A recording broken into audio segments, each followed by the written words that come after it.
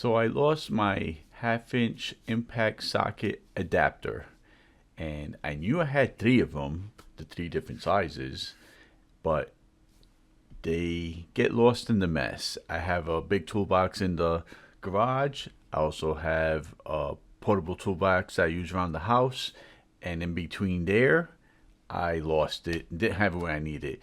So I went to replace it, but I figured, let me check out this 10-piece impact socket set from WORKPRO. Now, I've done videos for WORKPRO before, and I like their products. So I decided to go with this 10-piece set because I'll have everything that I'll need and more. I really like that it came with the swivel socket adapters, which will make getting into tight spaces a lot easier. I like that it has a very sturdy, lockable case that's bright color, and this way, hopefully, I could keep my adapters together in this case. This way, they won't be easily lost in the shuffle around the house from one bucket to a toolbox to the main toolbox and everywhere in between. Hopefully this will keep my sockets together and more organized being in this case.